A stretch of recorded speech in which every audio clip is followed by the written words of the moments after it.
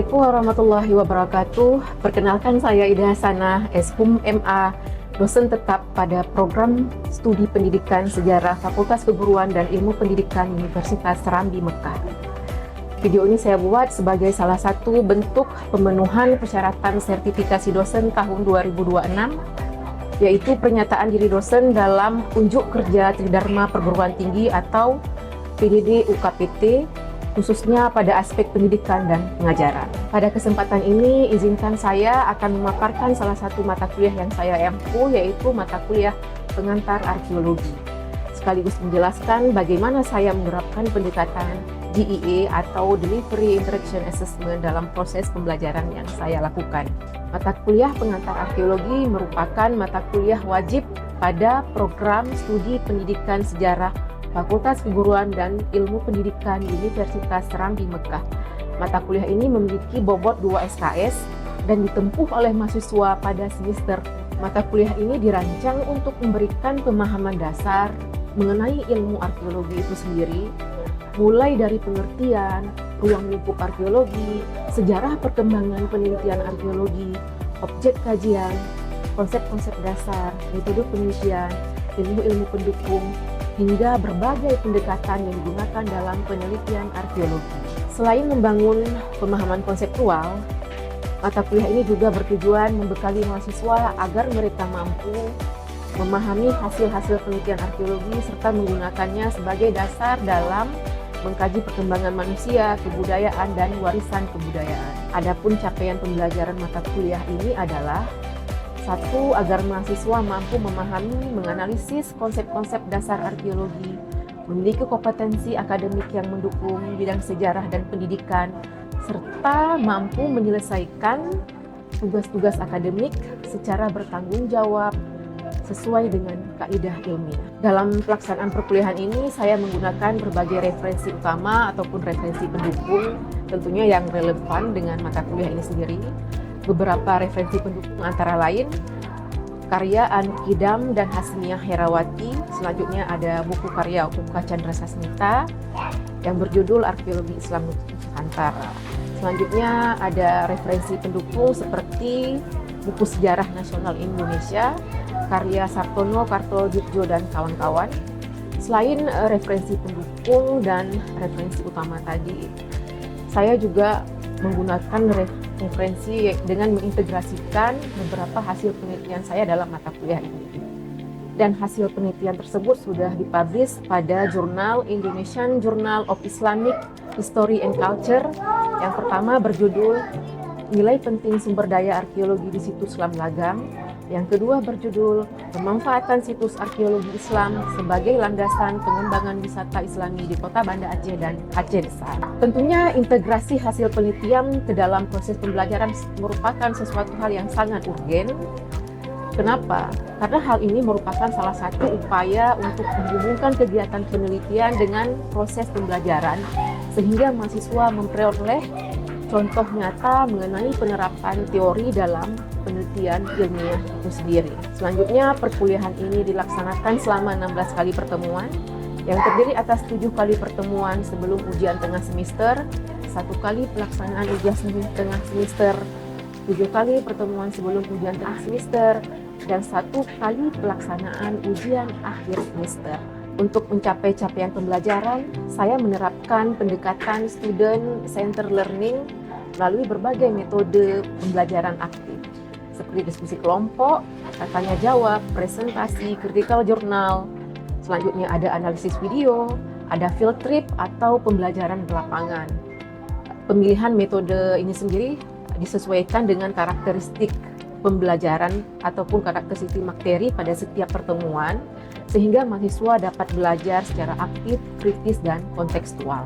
Demikian pemaparan singkat mengenai mata kuliah pengantar arkeologi yang saya ampu. Selanjutnya saya akan menampilkan cuplikan proses pembelajaran pada pertemuan kedua dengan materi, konsep dasar, dan ragam definisi arkeologi menurut para ahli. Bentuk pembelajaran yang saya terapkan pada pertemuan kedua ini diantaranya melalui analisis video dokumenter, dan presentasi balik pemahaman gambar oleh mahasiswa yang sebelumnya saya sendiri memaparkan dari bentuk gambar tersebut. Pada akhirnya saya menganggap bahwa langkah-langkah tersebut merupakan bagian dari implementasi pendekatan delivery, interaction, dan assessment atau DIE dalam proses pembelajaran yang saya lakukan. Semoga paparan ini dapat memberikan gambaran mengenai pembelajaran yang saya lakukan sebagai bagian dari pelaksanaan Tridharma perguruan tinggi, khususnya pada bidang pendidikan dan pengajaran. Terima kasih atas perhatian yang diberikan. Wassalamualaikum warahmatullahi wabarakatuh.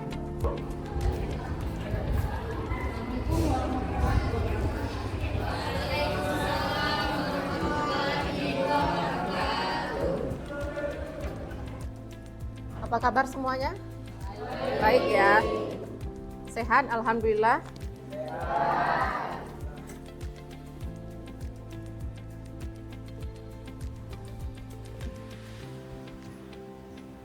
Baik semuanya, sebelum saya memulai perkuliahan seperti biasa, saya akan melakukan absen terlebih dahulu. Oke.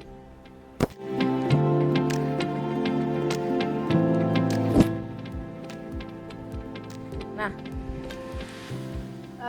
semuanya, minggu kemarin kita sudah melakukan pertemuan pertama ya. Nah, pada minggu ini kita akan lanjutkan pertemuan kedua. Saya yakin apa yang sudah saya sampaikan pada pertemuan pertama kemarin paling tidak sudah memberikan sedikit gambaran pada kalian tentang bagaimana itu ruang lingkup arkeologi. Ada sedikit kisi-kisi pemahaman yang saya sampaikan, itu menjadi akar untuk kalian memahami arkeologi lebih mendalam. Nah, pada hari ini saya akan memberikan pemahaman kepada kalian tentang apa itu arkeologi. Baik, nanti saya harapkan semua perhatikan apa yang sudah saya tuliskan dan setiap apa yang saya jelaskan dipahami dengan baik. Oke, sebentar saya buka dulu.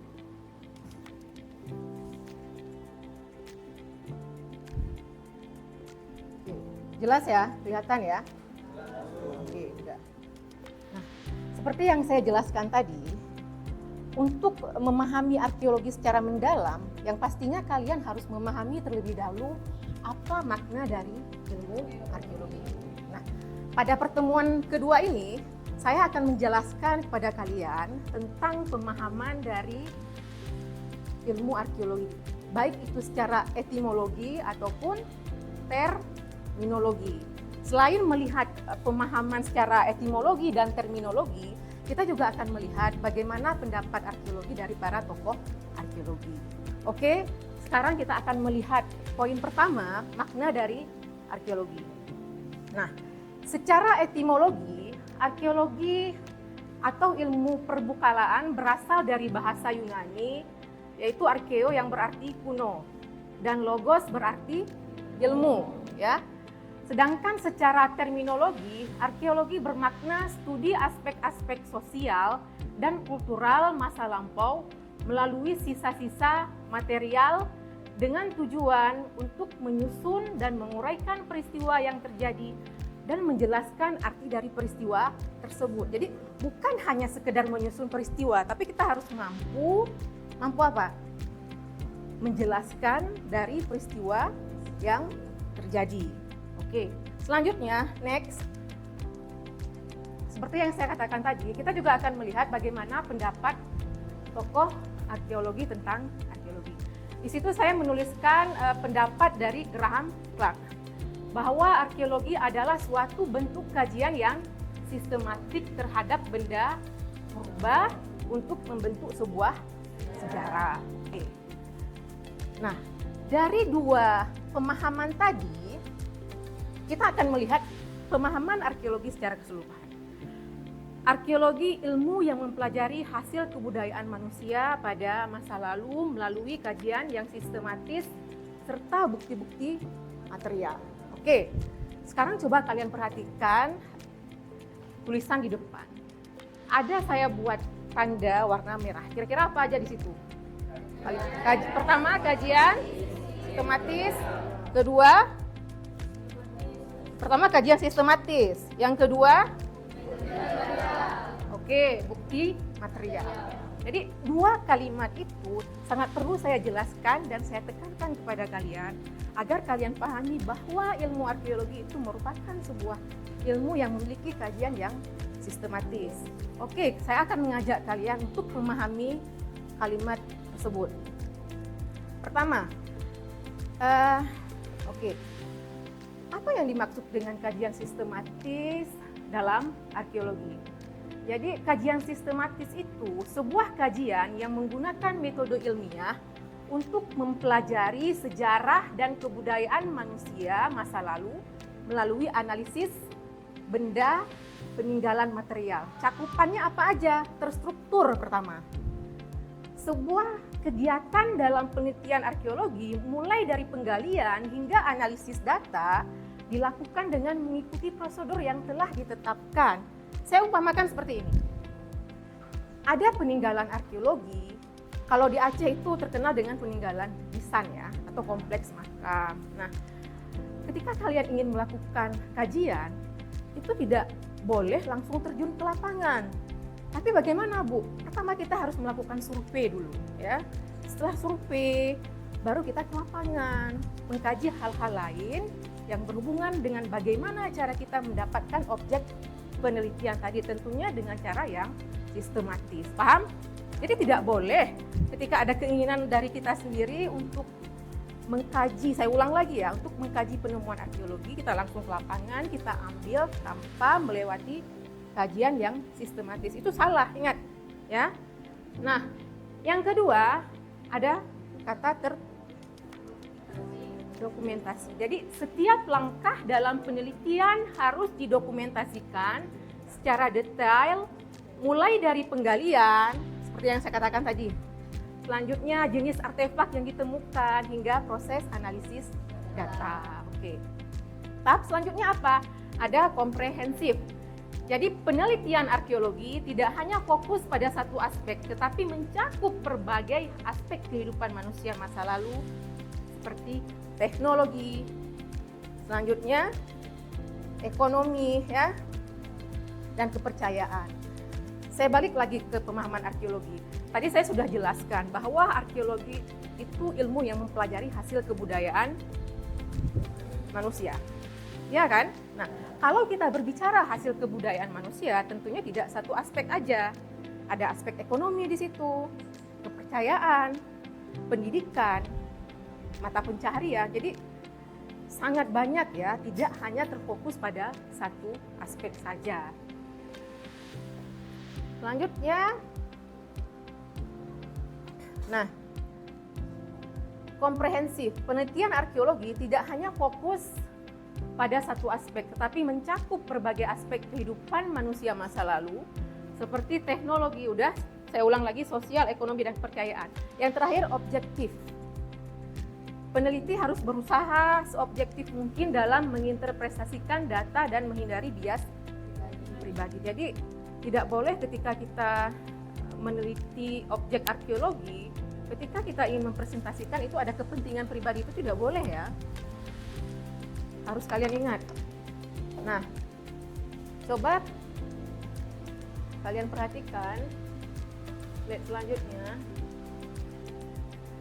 Tadi saya sudah menjelaskan tentang kajian yang sistematis. Ya. Untuk mempertajam pemahaman kalian tentang apa itu kajian sistematis dalam ilmu arkeologi, saya di sini menyertakan gambar. Di gambar ini saya jelaskan bahwa seorang arkeolog untuk meneliti objek arkeologi, dia harus melakukan langkah yang sistematis, seperti yang saya katakan tadi. Pertama apa? Ada survei yang harus dia lakukan.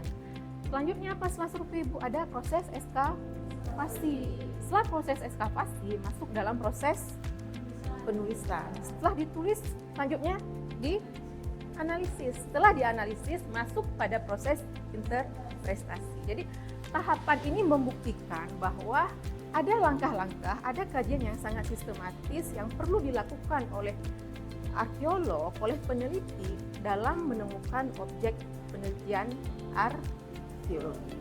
Oke, tadi saya sudah menjelaskan ya tentang pemahaman, tentang arti arkeologi, tentang gambaran, kajian sistematis dari ilmu arkeologi ini sendiri.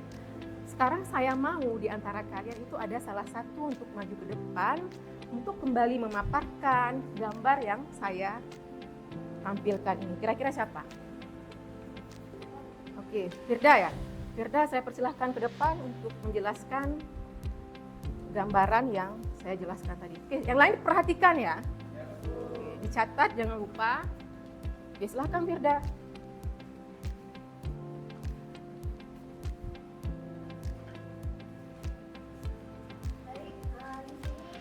Tahap daripada cara kerja arkeologi.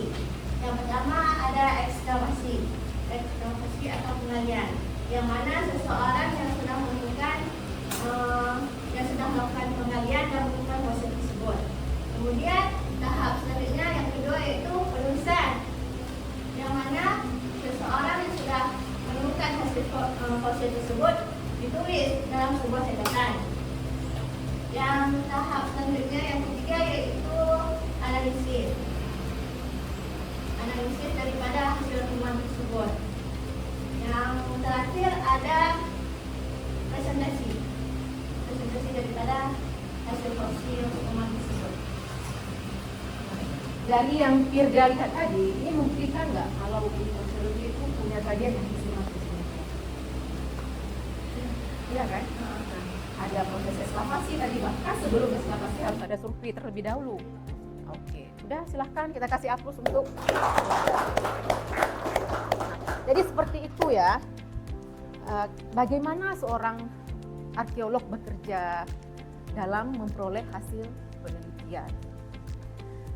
Tadi saya sudah menjelaskan tentang kajian sistematis. Tadi ada dua hal ya kan yang saya merahkan. Pertama kajian sistematis, yang kedua bukti material. Oke. Selanjutnya kita akan menjelaskan tentang bukti material. Nah, dari apa yang saya tuliskan, ini tertulis bahwa bukti material itu segala bentuk sisa-sisa fisik atau benda-benda peninggalan dan aktivitas manusia di masa lalu. Bukti ini menjadi sumber data utama untuk merekonstruksi sejarah budaya suatu peradaban, terutama pada masa prasejarah sebelum mengenal tulisan. Oke, coba lihat di sini. Saya ada perlihatkan sebuah gambar yang berhubungan dengan peninggalan arkeologi. Nah, ini merupakan salah satu peninggalan arkeologi Islam yang ada di Aceh.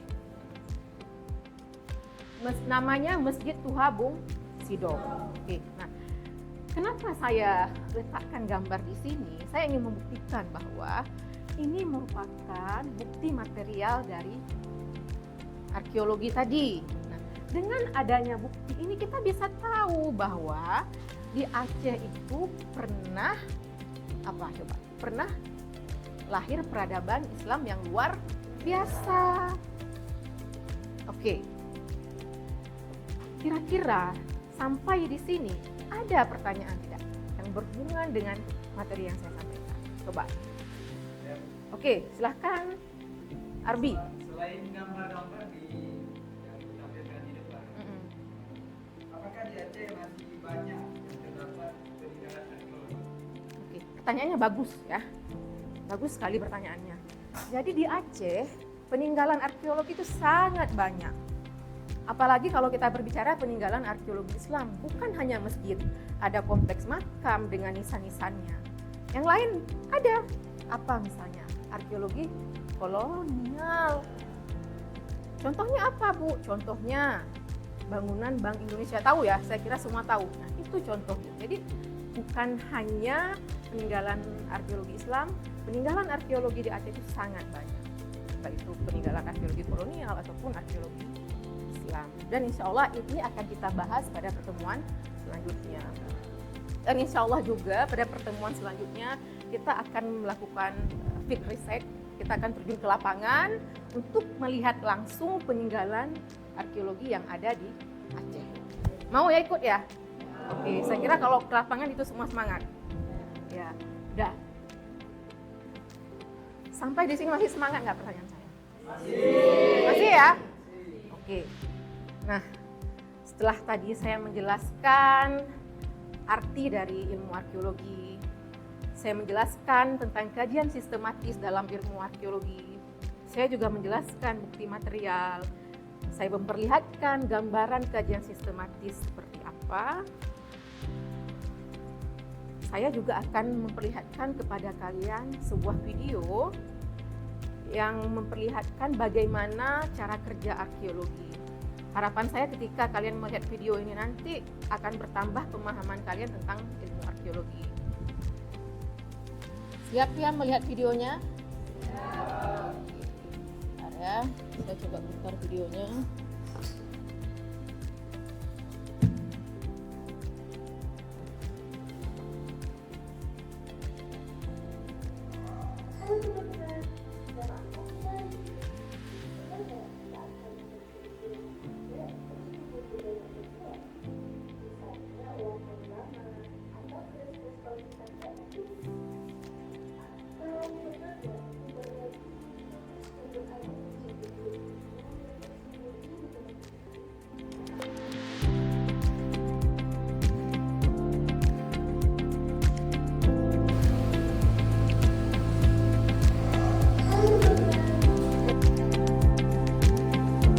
Tadi kalian udah lihat semua ya videonya ya?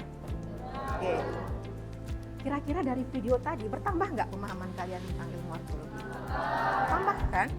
Oke. Karena bertambah, dan ini akhir dari pertemuan kita pada pertemuan kedua. Sebelum saya menutup pertemuan, saya mau satu orang menyimpulkan hasil perkuliahan kita hari ini. Kira-kira siapa? Oke, Afif, silahkan. Jadi kesimpulan dari pertemuan ini, arkeologi itu adalah yang mempelajari tentang peradaban manusia di masa lalu melalui analisis atau kajian sistematis terhadap benda peninggalan, contohnya artefak, ekofak, dan juga situs. Serta ilmu arkeologi menjembatani antara masa lalu dan masa kini, dan juga mengkaji bagaimana perilaku masyarakat pada zaman dahulu menjadi masyarakat pada zaman dahulu membentuk masyarakat modern saat ini. Ada dicatat ya tadi ya catatannya kan? Oke, udah. Jadi benar seperti Afif bilang, bagus ya kesimpulannya. Saya juga sudah menyimpulkan kesimpulan kecil. Kita lihat bersama bahwa ilmu arkeologi adalah sebuah jendela yang menghadap ke masa lalu, memungkinkan kita untuk mengintip kehidupan manusia di era yang jauh berbeda dari zaman kita sekarang. Secara sederhana, arkeologi adalah ilmu yang mempelajari peradaban manusia masa lalu melalui kajian sistematis terhadap benda-benda peninggalan mereka. Jadi ini kesimpulannya. Paham semuanya? Oke, jadi harapan saya, apa yang sudah saya sampaikan pada pertemuan kedua menjadi acuan untuk kalian pada pertemuan selanjutnya. Oke, saya kira untuk hari ini materinya sampai di sini saja. Lebih dan kurang saya mohon maaf. Oke, dimaafkan ya. Oke. Assalamualaikum warahmatullahi wabarakatuh. Terima kasih.